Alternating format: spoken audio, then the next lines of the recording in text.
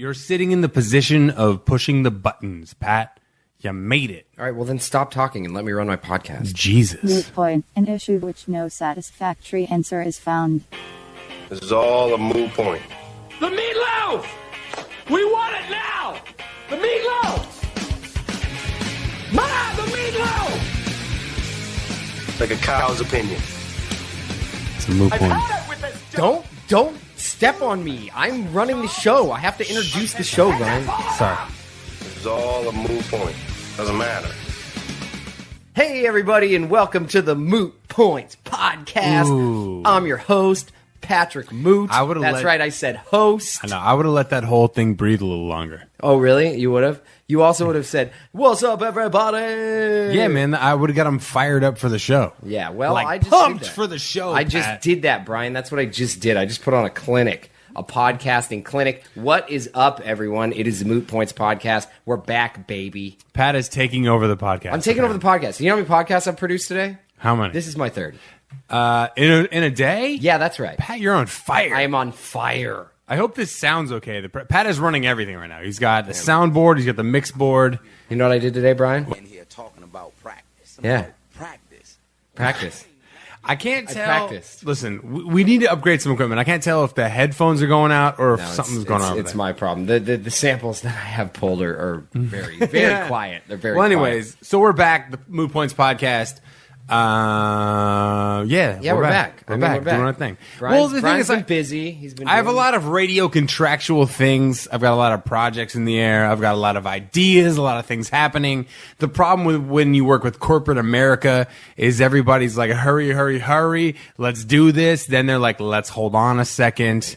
Let's reevaluate. And you're like, nah, man, I'm tired of putting my projects on the shelf. I'm tired of putting my Brian, do you want to know how it makes me feel sometimes? How does it make you feel, Pat? I wish one of your guys had children if I could kick them in their fucking head or stomp on their testicles. Jeez. So you can feel my pain because that's the pain I have. That's a pain I have. That's a pain I have. I want to kick your children in the testicles and stomp on them. Mike Tyson is an angry My individual. feelings can Who would've only thought? be Who expressed would've thought? through the words of the great Mike Tyson. I want to stomp on your children's testicles. Dare you say philosopher? That's how I feel. That's how I Mike feel. Tyson. That's how I did 3 podcasts today. I just had to get it out. I was all backed up. All right, you know what? Speaking of what you're backed up about, Yeah. let's get into where you're at in your life. Because we've been talking about on the Can't Hold Us. Yeah. On the Brian my Moote Show theme with song. Brad Nolan, which is now converting to a new show called Nearly Informed with Brian Moote and Brad Nolan. title. Yeah, it's pretty good. Yeah. Brian's proud of it. He loves it. I'm trying to morph it into a TV show, y'all. Come on. Ooh, yeah. Hyped up. Macklemore be into it. Brian Wacklemore. We got Wacklemore on the podcast today. Wacklemore. I think Brian. we're all Wacklemore as soon as we start rapping to Macklemore. It's true. Anyways, so I mean, we've been gone for a while, so the people don't have an update. I mean, everybody probably knows what's going on. let me give my quick radio professional update, and then because yours is longer, this is going to take 10 seconds.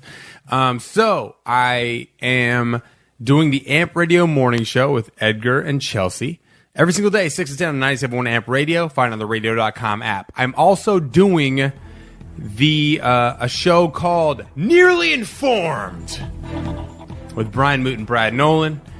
It is in the process of radio negotiations, but will be available every single day on radio.com under Nearly Informed.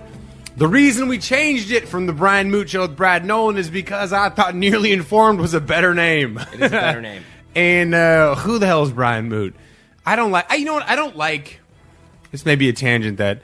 We're gonna go with the talk and we'll see what happens. I don't like shows named after a person. I don't either. I don't like being on the blank. The so and so show. I don't. It's too egotistical to me. Like maybe call me a millennial right now, but I don't like being on a show that is one person's show. Like I don't like Dave Matthews Band. Like who the hell is your band? I hate that. No, what I'm saying is like I don't like your band has an identity. I don't want to be part of What about I want to that be smug ass Hootie? You got to call everybody else Blowfish. Yeah, I mean all of them the Blowfish. Yeah, they're all Blowfish. At least they had a name. Dave break. Matthews Band had no. Darius. Here's the thing: if you're on a show of any kind, that's a single entity name. you're all that single entity. Call me a millennial who wants to let everyone have a participation ribbon, but it may be my idea. I may be the most important part of Nearly Informed with Brian Moote and Brad Nolan. And if we add other people, then they'll be on it too. But listen, man, it's a rolling wheel. There has to be more people involved than one person. And so I felt like the Brian Moote show just sounded so arrogant, and it flies in the face of everything I ever wanted to do. I've never wanted to be the Brian show. Yeah. The Brian Moote show. The Moote show. I mean, just, to me, it's just reeks of you're self-important. I mean, in doing that show by yourself. And if you do that, it's really unfair. It's really unfair. It's really unfair. You're just looking for reasons to play your audio. I know what you're doing. I'm so good at this. So, anyways, we are very close to. We've got a thing figured out. We're gonna be doing some green screen stuff. It'll be on radio. We're looking into Sirius XM for the Nearly Informed show. And the premise is this, man. We ain't smarter than you. We just maybe know a little bit more, but also we'll be funny about it. I'm not going to listen. The worst thing you do is take yourself too serious as like I've got a microphone in my face. I know what I'm talking about. No, I got opinions about a lot of things. I'm fired up, but I don't need to. I don't need my name on a sticker on your car. It is funny how people change once they're on the radio or on a podcast or something like that, where all of a sudden they start being conscious of every word that comes out of their mouth, like it has to be prolific. It does not. No, and also doesn't. Also, in fact, that's annoying. Here's the thing. I think the unique part for me.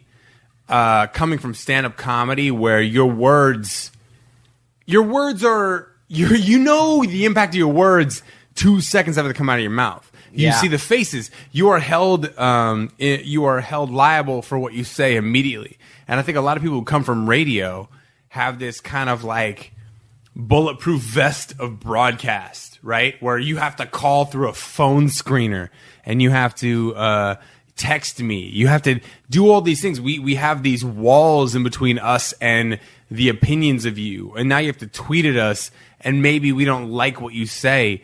But I find most radio personalities to be unbearable. Like unbearable. Like unbearable off the radio or just on there? No. Off the radio. Fine. The irony is that off the radio, I think most radio shows, we really don't have that much to say to each other once the mic's off.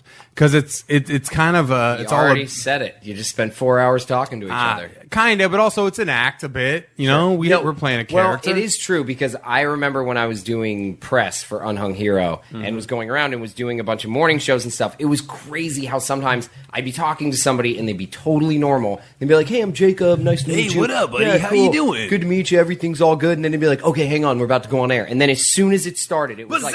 My name's Chainsaw! Double J in the morning. We got Patrick. He's got the smallest penis in the world. Patrick Jones got the smallest penis. It's like, why did you start? You sound like a weird duck. I'm going to say this, man. What's wrong with you? I'm going to say this. A stroke. About radio. And I think as soon as you start doing things and saying this is good for radio, you're ruining 1, your life, 2, your friendships, and 3, your experience of life.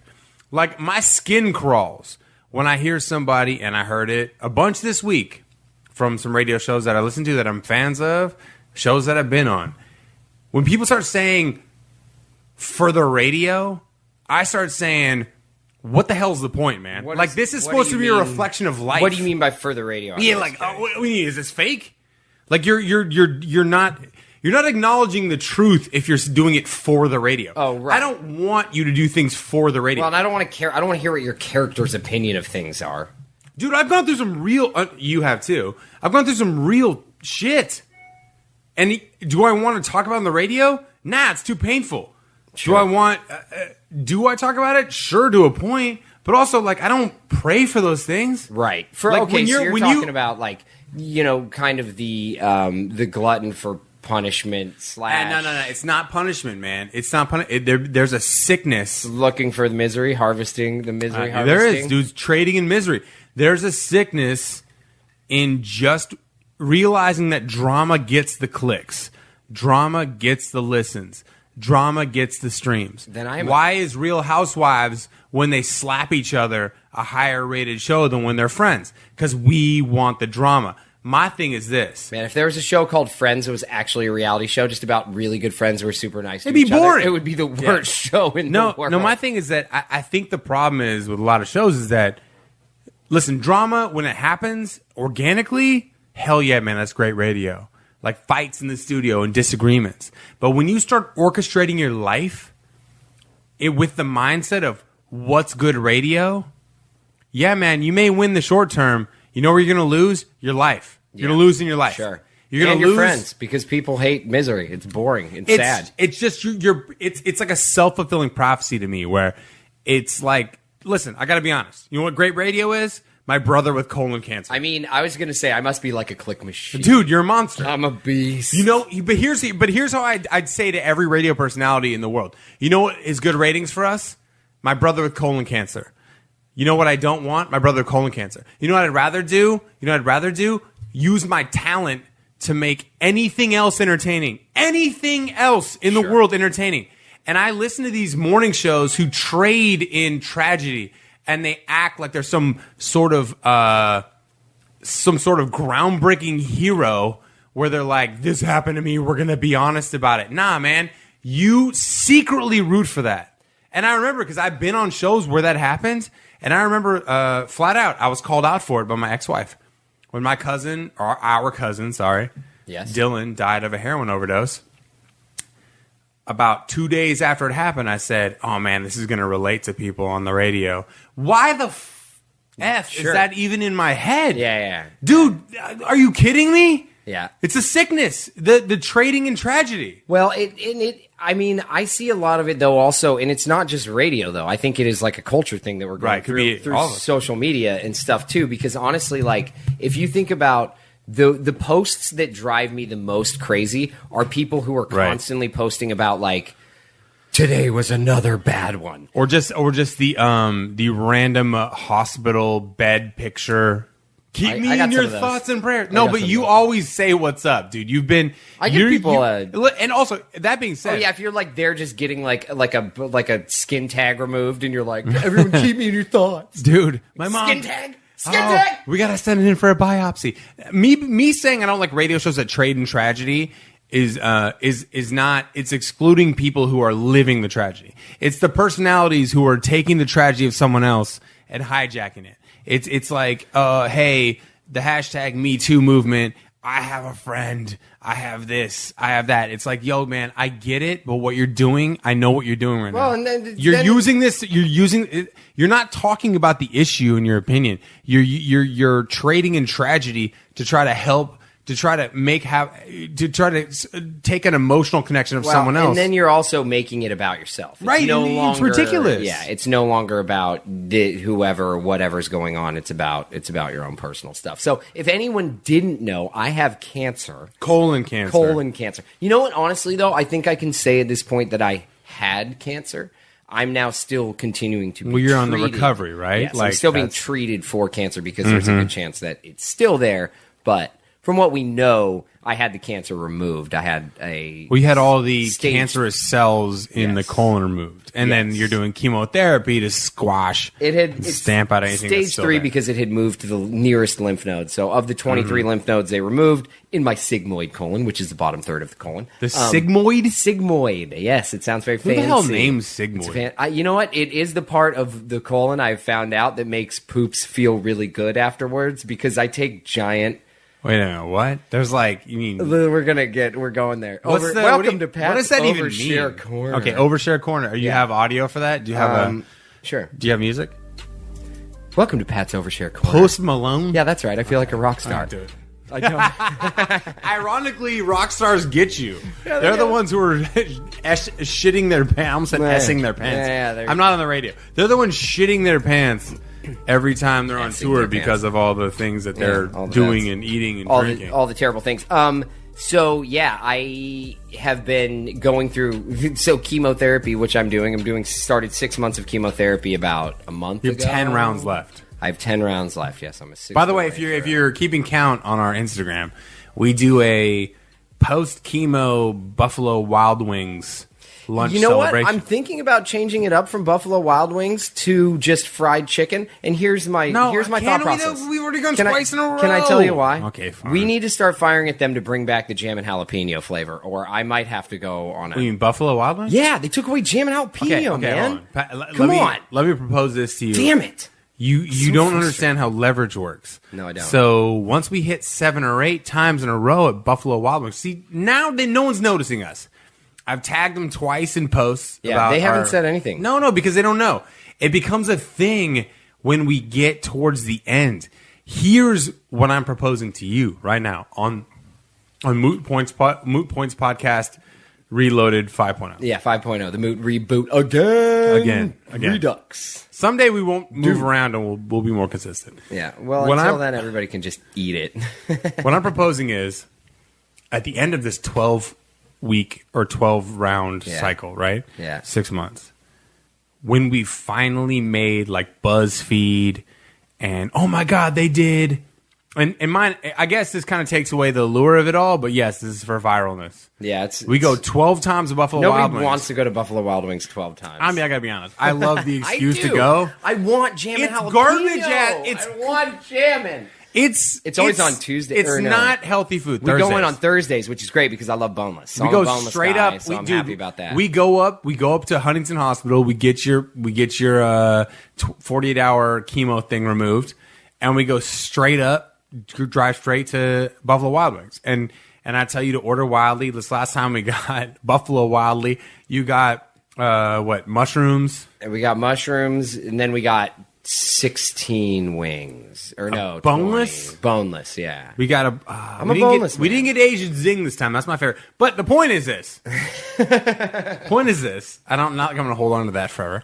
The point is this. We didn't get Asian zing. I love Asian zing. I love jam and jalapeno. It's my Asian zing. God, it's my jam. Okay, listen. My point is this. If we do this 12 times, you will have Buffalo Wild Wings ear because of all. If I had to make a wish, it would be that they bring back jam and jalapeno. I want to have it now. I I've know. never had it. I want to have Oh, jam no, and you've jalapeno. had it. You just don't. Yeah, I think you repressed the memory because it was so good. It was the best. It was like mango You know habanero, what? but without the butt Okay, fire. hold on. I will say this in full disclosure. I have a problem. Pat knows this. I will order the hottest one, almost like. Oh, when Brian's face sweats, it's so good. Shut up, It's Dick. just intense. It's Like like an eyelid pools sweat. up under his eyes. Pat will see me start wiping my eyelids off.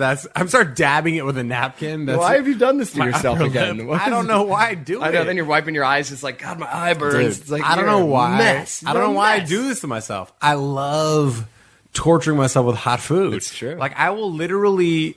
Man, this goes back to when you and I lived together. Let's take a walk to memory lane. Do you have Sure. memory lane music? Hit some memory lane music.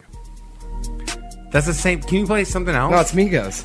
Oh, Migos. Oh, Yeah, it sounded 'cause like we're Post Malone. Amigos. All right. You're an idiot. We're actually hermanos. Two Hermanos. So Pat and I lived on the corner of Hollywood and Gower, Yep. where the Walk of Stars starts. Yep. Walk of Fame, whatever. Yeah, Walk of Fame, Walk of Yeah. Stars. Right by Pet Boys. Yeah, Pep Boys. Where you think the Walk of Stars would start. I mean, honestly, those dudes are still. Is that the only Pet Boys still around? You know what's crazy is that Jam and Jalapeno didn't last, but Pep Boys has. mean, that is incredible. No one talks about this. That Pet Boys starts the Walk of Stars. It is. It starts right there. God, we need to do it. And those guys don't even have stars. Pet Harry, Boys, Larry, no? and Moe. Are they real people? I don't think so, but they You have just names. reference, I think, the Three Stooges. Not the No, Pet no, Boys. but they actually have names. I'm going to Google it right All right, now. Google so talk Pet about Boys. something. All right. So we lived on the corner of Hollywood and Gower, right by a burger. It was called Burger House on one corner. Burger Factory. Burger Factory. God damn. Sorry. Damn, man. There's a Subway across the street. Subway. There's also a Chicken. Al-Wazir Chicken. Oh, my God. so good. A Pet Boys. We lived in a studio apartment building that was all, literally all studios. Our door didn't fit the frame correctly because it had been knocked down by the DEA so many Kicked in times. very many times.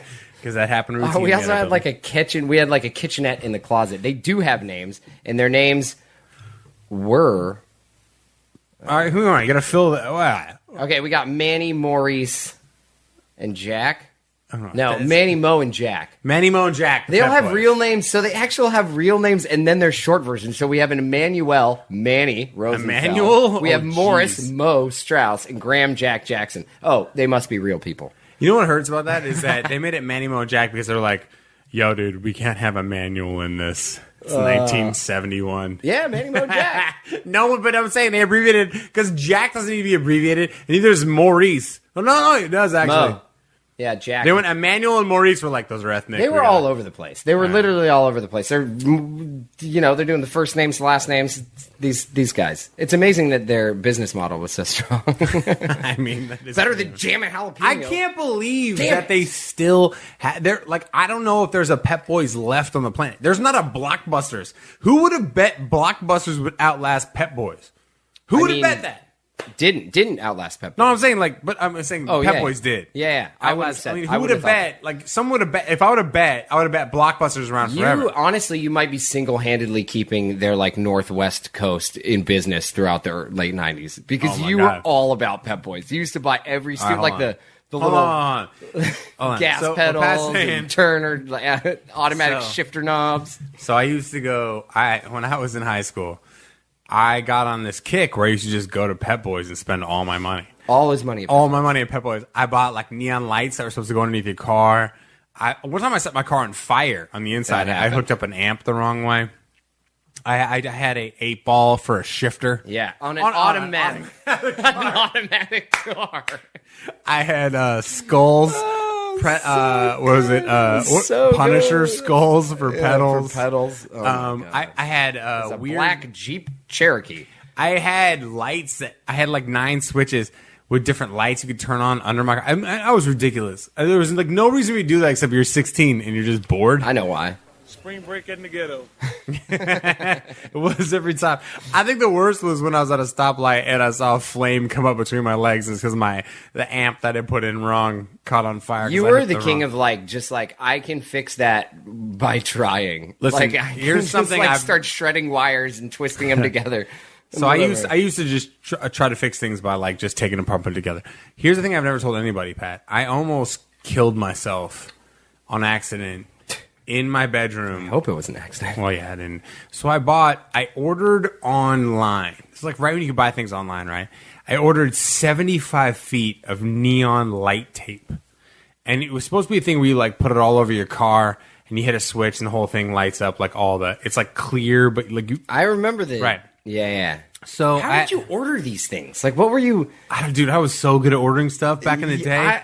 I was a computer wizard, man. I was like the first one downloading albums. Oh my God, Brian was a Napster king. Oh, I was yeah. I'm the one. If I would have had stock in Napster, Metallica hates me for sure. I was selling CDs to people for that's $2. right. I burned like Snoop Dogg's East Side album. I'd sell it to everybody.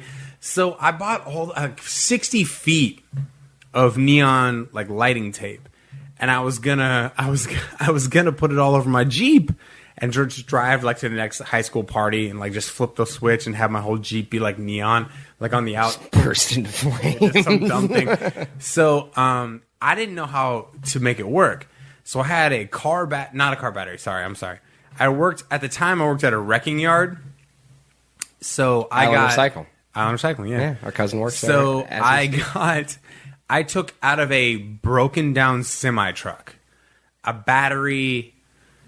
I'm gonna say the size of a Coleman cooler. It took 2 of us to get it in the car. Why did you put that in the car? Because it was good, and I was like, "Oh man, I can use this battery to like test some of my electricals." I don't know what I was doing. Some of my electrical stuff. Yeah, I don't even know what I'm testing. I don't know, dude. I never took one class in electrical stuff. I just was trying to do electrical stuff.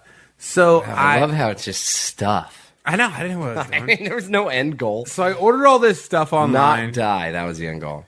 You know what I think? The reason I was able to order all this stuff online was because at the time our father was breaking the law. And so I just ordered stuff to his office, and he'd be like, "Here you go. Look at that. Look at that. There it is. It's not from the IRS. You know who probably is responsible for that is Gary Totten. Yeah. Our old neighbor, because he had like a weird junkyard. mechanic. Yeah, and he'd just like chuck his trash down in this like little gully, and we used to go and play with all the garbage. He did do that. That would be my mom's worst nightmare. And any mom's worst nightmare. Next to our house, there was a cliff in the woods, and our auto mechanic neighbor would just throw all his shit garbage. As far as we were concerned as kids, we lived next to like NASA. Yeah. And it was like an astronaut dumping ground because it was just like computer screens. Yeah, in our that tree didn't fort, we work had like and- weird shit. Just like I know people would wired come in up. and be like, "Does any of this work?" Oh no, not at all, no. dude. It's We just set it garbage. up. It looks We're- like a. We're 8 mainframe. years old. That's just garbage. Yeah, we hooked up. So- Brian's working on it. Yeah, no, I'm trying. Brian got that one to catch on fire. Dude, I'm not even kidding you. This has to be the closest I've ever been to death in my life. I remember not being able to breathe for a second, which is a weird feeling when the air is like that. Yeah, you need like my breath to lungs live. weren't working. So what happened was, as I had this battery from Island Recycling that we pulled out of a semi truck, and the only reason I took it is because the stupid idiot who runs Island Recycling was like, "Oh man, this is a good ass battery right here." Yeah, look at the And charge he, in this. Yeah, big he's like, boy. "Oh man, this thing's a big one." Yeah, can you believe that the guy at the junkyard was kind of a hoarder? He probably finds a reason to keep everything. But it was my job to break down the truck, right? To like take the pieces apart. So me and my buddy Giles Hamilton, who worked there for a week and a half, thank God it was this week. He helped me move. Dude, we had to move this battery 2-person. It was like 200 pounds. Batteries don't mess around. And we moved it. They're heavy. So I had this battery in the closet of my room for about a year. And finally, I got this 60 feet of light up, like car dazzling light up tape. And I wanted to see if it would light up, right? So it had a positive and a negative cord, like wire. And I was like, oh, this is just a battery. If I put the positive to the positive, negative to the negative, red and black, boom, boom, we're good to go. I didn't know that like this battery was like a nuclear bomb. Like this battery is not a normal. Like this battery is gonna. Why would this guy send you home with? Well, they didn't know I took it. I took it out of the truck. Oh, I gotcha. Yeah. So I remember because I thought I don't know what Well, happened. Brian saw I that had battery my and fingers. was Garbage day. I had my fingers so close to the rubber on the wires. And I touched it to the... I remember this. I remember touching the black first. That's the ground wire. And I went and I'm like... And I remember now, I wasn't looking at the battery now. I was looking at all the lighting because I wanted to see it light up all cool. And it laid out all over the room. And I remember hitting the red wire. And then it felt like someone hit me in the chest with a bat. And my body went numb. And for 1 second, I was staring at the ceiling. And I couldn't get a breath in. And it's because I almost put myself into cardiac arrest. Like I literally I was like, poof, poof, poof, clear, poof. I just did that to myself. Like my heart now probably, like whatever heartbeat I was born with, the rhythm. It's off. It's off. It's off like a like- beat and a half. Yeah. Hey, well, You gotta ask yourself a question. Do I feel lucky? yeah. Do you? I mean, You know what I love? I feel the like I'll most about never my win the lottery because I did that to myself. Yeah, you did. You did do that. My favorite part about my sounds is just how they end whatever's going on. I mean, my favorite part of your sounds is that you just have them and you're gonna play them no matter what. You're gonna find a reason to I'll play find a 'em. million different reasons. Let's get back to your. I'm glad. Did the lights ever light up? Did you ever roll into the party with a car all lit up like a big idiot? I did not. Yeah. Because I set them on fire and they were all singed. What'd you then do with the battery? Because a battery like that probably should be at a landfill. It's like still it there. Was. It was still there. Still there at the. The battery when the FBI, when our parents lost the house after my dad's prison situation, the battery, the 200-pound battery, was in the back of a closet upstairs, It was in the house. buried into a wall. Yeah, so maybe it's burned the place down. Oh my god! Why did you put the battery in the house? Because that's what my room was, man. What are we going to do it my outside in the barn? Are you crazy? I don't know. I guess I'm inside there trying to make cool lights for my car, Oh, that's dog. so good. That's All right, let's get back to you. Hey, Pat, let's get, now that we derailed the podcast for a good 30 minutes. Yeah. We've got a new... we were talking about something, but this is kind of the point of the show. Anybody who's listened to the show before is... What we do is we start talking about something, and then we get on a tangent, and then we talk about something else. But then we end up in wonderful places, like Gary Totten's junkyard, and giant batteries, and Brian Dude. almost dying of cardiac arrest. And that is good podcasting. Patrick, remember when Gary Totten, the neighbor, the mechanic sold us the mini bike. Oh my god, the mini bike was. We the best. bought- Oh, and the Marlin. He sold Brian a car with like an engine that was like a jet engine. Yeah. All it would do was peel out. With- You just and touch also, the gas, and, it would and also peel he out. let me replace the brakes and then drive it. What a douche! We bought this mini bike, a Honda 50, for $225. So it's just like a tiny motorcycle, or it's a tiny dirt bike. but at for the most time, we part. were kids. So it's huge. It was a Huge. normal. It was still mini for us, but it was $225. I remember that because my mom laughed at me when I asked, because we were all over next door. They were having a garage sale. They were moving, and I was probably 15, 16. I was probably 16. Pat was 14. And I go, Gary, how much is the bike? Because he let us drive it one time, and he goes $225. And I go, really? And my mom goes, ha ha ha ha. They don't have that kind of money. And I was like, oh snap it! Yes, I I've been do. mowing lawns. So then, And selling pigs at the auction, dude, we were in swine forage. We went straight to the bank. I went to Whidbey Island Bank. I got $225 in cash. I in remember 30 that, and I minutes. remember thinking, Brian, you were like Little Wayne to me that day. I was just like, dude. oh, you're making it rain. I Brian was. is a gangster. You know what's funny? I look back at that right now. That's probably the greatest day of my life. I was in front of like 3 or 4 of my friends, both my little brothers, and I was just, give me that bike, give me that bike. Yeah, you felt like a rock star. Man, it was the most. I've never felt cooler. Yeah. I've had better moments in my life. Technically, none will beat the day I made it rain $225 in 1997. You know what would have been one of the best like grounding stories ever is if you got 100, 225 in ones and walk up to mom and just chucked it in her face. Give me that bike. Dude, I'm actually right now thinking in Hollywood we should get a little motorcycle. Done. I'm into it. I mean, do you think that ends well for us or not? I think it ends better than people on bird scooters, so let's do it. Let's go. All right, let's get a cancer update. Where are we at in this podcast? Oh, yeah, where are we at in this? We are at 31 minutes. So. Damn, 31 minutes on nonsense. All right, perfect. No, I love that. That's what the whole point of this thing is. This is why I love the Moot Points podcast, because we don't really have to prepare anything. It's a moo. It's a moo point. Moo point. Yeah, that's Moot right. point, an issue which no satisfactory answer is found. Bam. Pat's getting really. that's- he potted it down. He didn't want to hit the whole intro. That's pretty easy, though. Dude, this Is that kid- not? this Is kid that, over here. Is that not how it works? So, yeah, cancer update.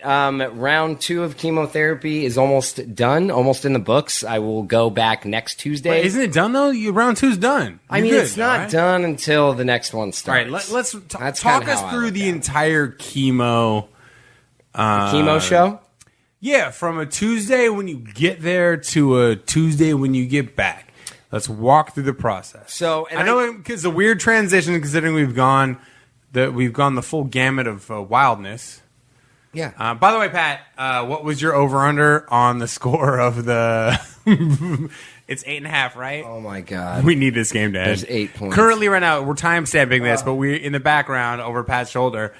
He has a bet to be the under on 8.5. It's behind and it's me. at I 8. turned around. It's at 8 right now. Get that out. Get that out. Get that out, Pat.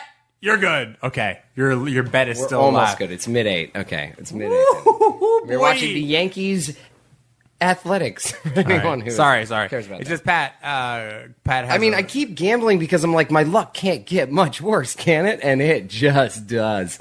I mean, Yeah. it's a great You know what? question. You gotta ask yourself a question. Do I feel lucky? No, I don't, Clint. I really don't. I don't feel very lucky. All right, start going. Start talking about your. Give us a process from okay, Tuesday Tuesday to to Tuesday to Tuesday. So I wake up. Every other Tuesday. I wake up in the morning and I go in. I go up to Huntington Hospital in Pasadena, and there I get 2 of my 3 chemotherapy treatments for each round. So each round of chemotherapy basically is a 2-week process for the most part. 2-day process technically. So I go in, I sit there for 3 hours, I get 2 of the 3 chemicals that they put in my body to kill the cancer, you know, that fun stuff. And then they hook me up to a portable IV. So the portable IV, they hook up and I have to wear in a fanny pack. So I have to roll around with a fanny pack on for 2 days. It makes it really hard to sleep. It's not the most convenient thing in the world. For those days, though, I really don't feel that bad. So for anybody who, you know, isn't familiar with chemotherapy, It's gotten a lot less hectic, I guess, in terms of what the side effects are. So nausea is huge. Fatigue is huge.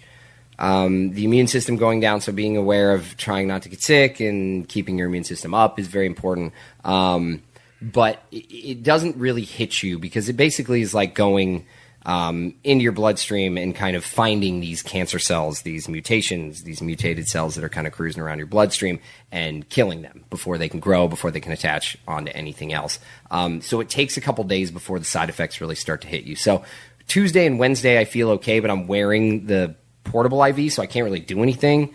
And then Thursday I go back in and we have the port removed, which is actually the best part of the day because then after that we have to go to Buffalo Wild Wings, which has no jammin' jalapeno. Brian's not in here right now, or he would have laughed at that hysterically because it is really... There it is. Because it is a really strong callback. But yeah, so Thursday I have the port removed. Thursday is also when I start to feel the effects of the chemotherapy. So that's really when it starts to hit me and I start to feel very fatigued. I start to feel nauseous. Is that Thursday or Friday? That is Thursday. Thursday. Well, I remember, let me interject real quick. It's a margarita, by the way. I know what it is. So, I remember the first week you had chemo. They said, and I was going out of town on the weekend, which I was... not a big fan of. What a dick move. I won't do that again. I didn't know. You're an asshole. Just kidding. So I was here for like Tuesday. We were all at the clinic.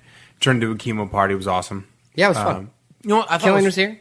I thought it was super fun so about far, it. actually, the treatments aren't bad for me. I've been live streaming them for anybody who hasn't seen. We live stream every Tuesday so people can ask questions or kind of keep updated on what's going on. But that part of it hasn't been that bad. I actually, as long as you make it a thing, like it can be kind of fun. And do you know what we hear on the air on the morning show on AMP is when we talk about this, people talk about being thankful for you not destigmatizing chemo, because chemo is a brutal process, and it's different for every individual. Of course, the reason it's different is because it's your body, it's drugs killing your cells. Yeah, I just read something on Instagram. I follow these, like, have gotten in touch with all these different, like, kind of cancer awareness organizations, but they say, like, the point of chemo is to kill everything but you. Right. Literally. I mean, it is set up to kill everything without actually killing the cancer cells are the weakest. They rapidly produce, but they're the weakest cells. Yeah, so because they're rapidly reproducing, they are very weak, so they can kind of get in there. I see you looking at the TV. No, you lost your bet. Aaron Judge hit a one shot solo. Son of a bitch. you missed the over. Damn it. Sorry. Yeah, it was literally 2-0 until like the 6th inning, and now it's 7-2.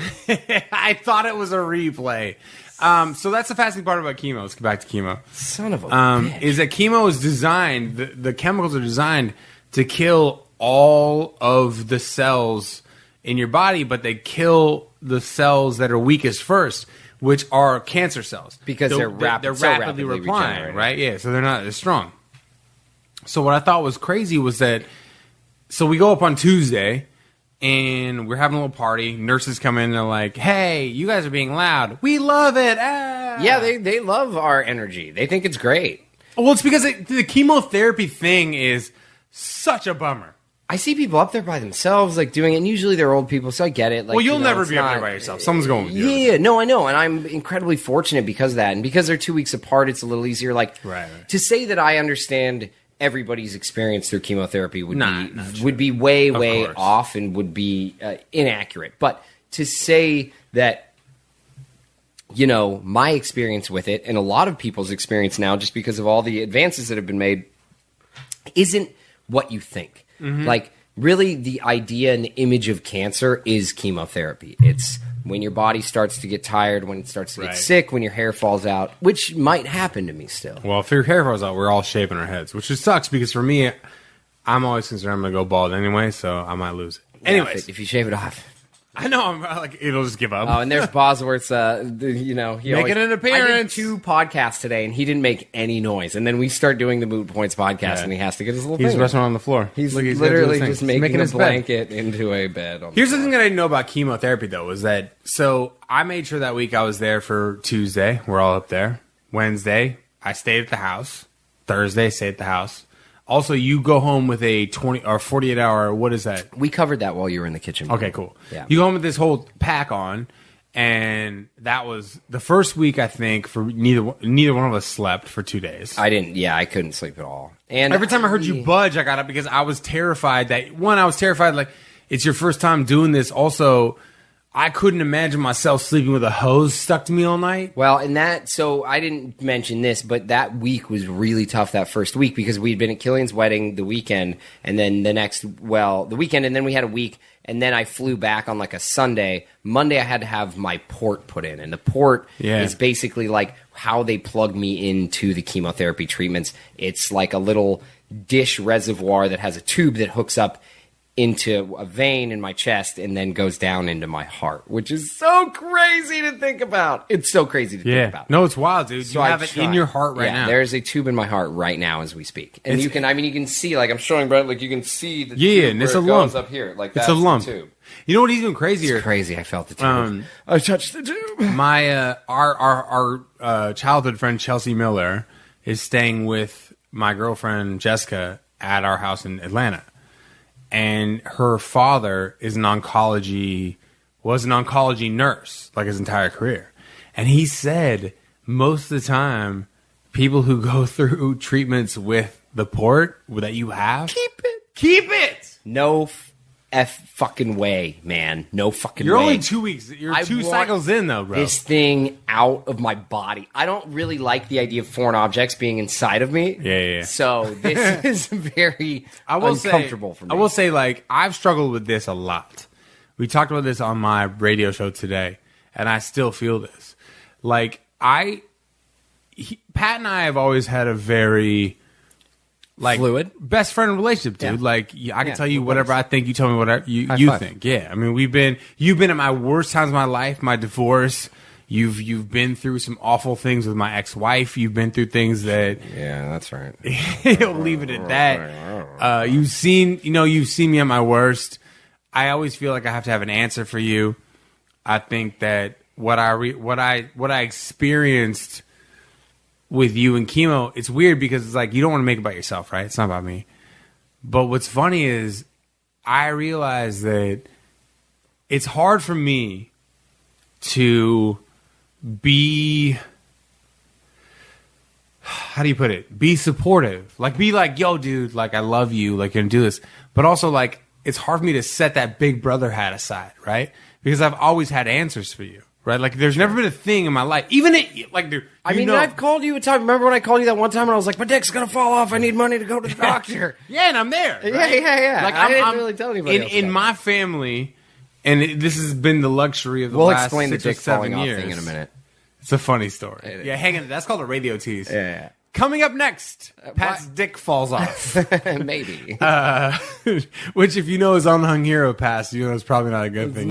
He needs whatever he's got. Yeah, it's got a long way to fall. We'll just say. No, I think we talked about this on the radio show today, and this is the thing I struggle with because I went through that week of chemo with you, and I was up all night long, and I was up early, and I was like, and I'm trying to help you jog. He's groaning. I was sore though too, and that's what I was going to say from getting the port put in because they had to put me under for that. They had to jam it in. It was like I was dehydrated from drinking all week up in Seattle. So like he was like, "Yeah, we had to fish around in there a little bit to get it in." So I was sore as shit. Well, they switched sides too. Yeah, for like 3 days. I'm sure. I just like from my perspective, it was like not things I was prepared. I don't. No one.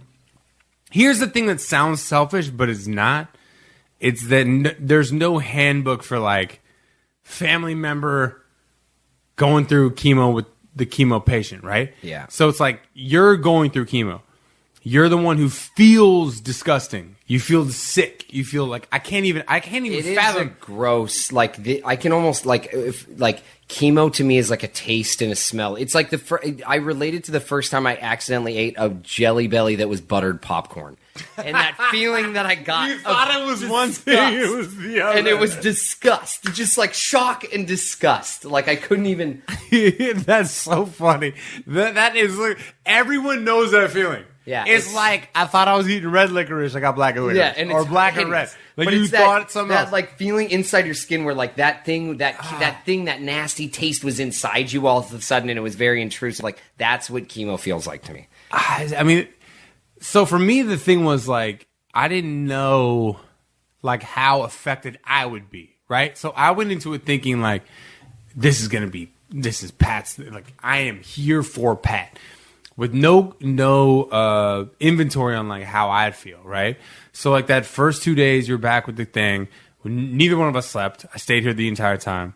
Then I left for that weekend, and you got sick. That's when you got sick. I got so. And I changed every single travel plan I have, right? So like I canceled things. I'm like I ain't fucking leaving on those weekends because listen. It sounds selfish, but I just don't want to be not around. Sure. Because the sickness happens later. Well, it does. It doesn't happen right away. It doesn't happen right away. It takes So time for it starts to lower your hemoglobin, your platelets, and your white blood cells, and you start getting ill. Here's what, in full transparency, and I put this out on social media, and we talked about it on the I saw radio. that today, and I was like, did I upset Brian? Is Brian upset with me? No. Because I'll tell you from my perspective, like, and I know what you're feeling, like, the hardest thing for me was feeling like I was letting people down by being sick. Like telling people that there was something wrong with me was so hard because every time it's the same thing of like I'm not that I'm letting you down on purpose, but for me especially like my trigger for just life is like feeling like I disappointed someone. Right. Just over and over having to tell people like, yo, like I'm about to break your heart right now, and I'll be okay. Like, of course. And now it's like I have to be okay. Like, and it's for me, it's for everybody. It's like, well, I think I had a realization this past weekend. Like you and I have had some clashes in terms of, my role in your life has always been like, hey man, like I have the answers for you. sure. Like I don't want to say get your shit together because it's hard to say to someone who has cancer. Like get your shit together, man. What are you doing? You can't talk to me like buck that. up, You can't talk to me like that anymore, Brian. That's not appropriate. No. I just felt like what I struggle with right now is like wearing two hats, right? Like one hat is like unendlessly supportive. So it's like, hey man, like you're gonna beat this, you do your thing, you do all the stuff that like, yo, this ain't gonna get in your way, Pat. This is just a stepping stone, you're gonna kill it. But the other hat that I wear is tell you to like fucking man up in any way, shape, or form. Because that's what I've had to do, and we've had to do to each other at numerous times. Throughout family tragedies or whatever, it's always like, yo, man up. Yeah. Like, yo, Well, dude, this shit sucks, but like, we had a dad go to prison, and we had all this stuff happen. Like, we've been poor, we've been check to check, we've Made lived. a movie about my penis on accident. Dude, we lived in a studio apartment in bunk beds. Like, man up. So, what I'm having to learn is there's a difference between, and it's a weird difference. It's weird.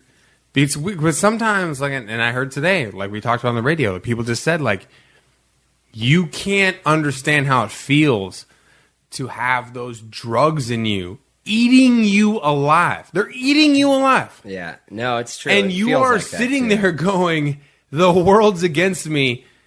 And on one hand, I'm trying to be there to say, like, yo, Pat, it's not. You're fine. On the other hand, I'm trying to be like, yo, why can't you just fucking nut up. do 5 push-ups and you're good? You know what I mean? Like the thing that we would say to men. But also, this is some lady reminded me today. She goes, I've had cancer 4 times. She had cancer, colon cancer. She had 3 times. 3 times she had colon cancer until they finally removed the whole thing. Now she has just like systematic, like nonstop cancer. Like it just pops up everywhere. And she said, you know what, Brian? Like you're not wrong, but you're not right. Like yeah, nut up. Do it, man. Get there. Live your life every day. Positive morning. Go. But also, Brian, he's gonna feel like garbage from the inside because the drugs they put in you are eating cells, killing things on the inside. You can feel it too. Like there is a strange feeling that I'm now becoming kind of used to, but it is like this weird, like you're about to get sick and you just took way too many pain, like cold medicine, like way too much cold medicine, and your body is just like in this weird state of flux, like you're walking around and your head is like a hot air balloon, and you just feel. I mean, I'm not even kidding you. I don't know how people ever did chemo without nausea medication, or for people to like hate on cannabis back in the day when it helped with nausea. That shit is legit. When you feel it, like I missed taking my nausea medication by like 90 minutes and threw up for 4 hours and couldn't keep anything down, couldn't keep the medication down, and just kept throwing up. And it is, you do feel it. And I feel like I'm probably one of the more well-equipped people to deal with this because I don't do sadness very well, and I don't do. Well, I mean, I think, but there are the moments. I would say if there is you should. Oh, and I was just like, I mean, straight up, like my therapist thinks my life is like a TV show. She doesn't even think it's real. She's like, we're on our fourth thing, and I finally get to like tell her to get into a casting director's office. I mean, it's ridiculous. I think the funny part for me is like. Not fun. I mean, I'll laugh at it just because of how life is, and you just got to laugh at things that are uncomfortable. It's that I think, thank God it happened now, you know? Yeah. Because, you know, if this would have happened when you and I were no health insurance. Well, I didn't have health insurance last year. I know what I'm saying, even though, like, I can help at this point, right? Sure. Like, you know, dad goes to prison. Everything, shit hits the fan. We're both broke. Do you know? The only person making this is the breadwinner in our entire family was our brand new college graduate brother Killian, who was working at a nonprofit to end human trafficking, and he's not making enough money to support the family. Like, that is crazy to me. And like, the one thing I'd say is like, at least we can handle it now. Sure. And at least you found it. The one thing is like, if you had waited. As most dudes would, you'd be dying. I mean, 18 months, and it would have been. You'd be in a hospice situation. I would have cancer all over the place. You'd be in a hospice situation. I would have all the cancers if that was. If we had waited another 18 months, which, you know, my body told me what was up. And if there's one thing that I've learned from this, and one thing that the documentary I think is going to prove throughout doing it, because I'm not going into it saying what the documentary is about. I don't know what it's about. We're figuring it out as we go. But one thing I know will be about is. Everyone is in charge of their own health. They're in charge of their own health care, and you don't have to listen to doctors. Like, these are just people. They have bad days just like everybody else. The problem with their bad days is it's not like being an In-N-Out and your burger gets sent back. Like, it's like someone dies. You know what I'd say about the whole they're just doctors, just people. They may not know what they're talking about. Is just look at the government right now, right? Like, look at these people that we have put in charge of our entire lives. You're going to get me started on my war on baby boomers? No. And Gen X. I think there should be a cap on, if you're 70, you should be out of office. You cannot be. Hold on. No. Go get out of your thing. Damn it. Pat, that's for next podcast. They ruin the economy. Next podcast. Okay. Can I just say they ruin the environment and filled us full of cancer, and I'm really pissed at these people? Easy. Now, next podcast. Sorry. Hey, the next podcast... next Moot Points podcast, Pat's going to go off on old people. Oh, my God. You guys are going to get it. You're going to get it. All of you are going to get it. I wish I had that. No, my thing is this, though, is that you look at the people that we trust for all the biggest decisions in our lives, right? Like, we're talking about these Brett Kavanaugh Supreme Court hearings. And I think that the Gorsuch hearings, I think they didn't hit a chord. The Merrick Garland ones didn't strike a chord because of the balance in the Supreme Court. These ones do with Brett Kavanaugh. And I think we're now seeing it wasn't until I saw Senator Grassley speaking on behalf of the people he represents, where I was like, "Good God, we need to change this situation." I mean, my next thing is I'm not voting for somebody. Who's voting for him? Like, who's voting for him? I'm not voting for somebody who doesn't know what Fortnite is. Yeah, if you think Fortnite is a time in 5 fortnights I'm not doing that. And why do you even want to be in politics anymore? You're so old. Because it's a profession, man. Here, I will say, retire. Okay, I'll say it's a job that you get elected to. There's people voting for Grassley, but just hearing it go like, well, I don't know. Like when it sounds like your face is shaking and your jowls are wobbling around, you got to go. It would be like me going and voting on another planet and then just leaving 10 seconds later because they're not going to be around. Okay, I'm sorry. The point. Don't get on your old people rant yet. Before we get out of here, we got to get out of here soon. I hate them. We'll save that. Write that down for the next Moot Points podcast. Oh, it's etched in my... Moot Points Unloaded. I think the best part about this new Moot Points reinvigoration, should I say, is that Pat runs the ship, so I can be a wild card. We can do whatever we want. This is my show, you Yeah, you can say it. Say the F-bomb, dude. Say I didn't really have a thing to go where, and I don't want to call You say it. Say fuck. Yeah. You know what? Fuck everybody. Except for you guys. Boy. Except for not you guys. He means like everyone else. No, you run this ship, so we can. I don't have to be corporate Brian. I am. My thing is this: is that it's that you don't. Age doesn't always mean wisdom. Some in the today's changing world, age can mean stubbornness. Age can mean, like I don't really told I'm wrong either. But like if it's a doctor, a politician, whatever, ask some questions. Sure. Like don't just take like Chuck Grassley, Lindsey Graham. These old people, they're old people. Lindsey Graham's not even that old, I don't think. He's in his late 60s. Oh, is he? Gross. Okay. Would you vote for your own grandparents to run the country? If you can get like money off at an amusement park, you cannot be in office anymore. How about that? Listen, we force people into retirement at the Postal Service younger than we let people represent. I mean, and I get it. They got no skin in the game. You're out. You'll never Chuck Grassley. If I have to hear one more old person say that I'm arguing this based on principle, I'm going to lose my fucking Which mind. principle? The one Any principle. It doesn't matter. Yeah, your principles. Oh, I saw the funniest tweet I saw about the entire Kavanaugh hearings. This game's about to end with my half point on a home run right again. This is just infuriating. The funniest tweet I saw regarding the entire Kavanaugh hearings was from a Twitter account that I love. It's Satan, and it's so funny. I follow Tweet of God and Satan because they're hilarious, because they're both parody accounts.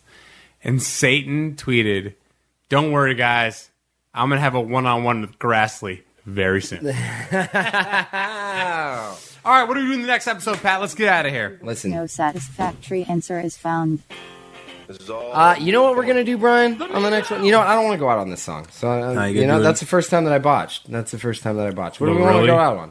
The first one? Yeah. I don't know what you got in that little fancy board over there. I don't. Nothing that we haven't heard. You know what? Here we go. This is can't hold us. Going out on, baby. Next week, or wait, I don't know, whenever. The next Moot Points podcast. Anyone who's listened to this show consistently knows that you can't expect anything from us other than good quality entertainment. Gold. That is what we do. Dude, what do we do today? I bet people don't even know why they listen to this, and then they are at the end and they're like, what was that even about? I mean, today I ripped radio shows. Yep, ripped radio shows. Healthcare. Yeah. Talked about my politics. Cancer. We mentioned Dad a few times. Man. All kinds of stuff. Chuck Grassley and meeting Satan. I think I'm strikingly honest on this podcast. So. Yeah, good. I love it. All right, we'll listen next time for more strikingly honest stuff. The Moot Points podcast. Strikingly, period. honest. Well, that ended abruptly on accident. Your sample's longer, bro. We were supposed to have the fade out there.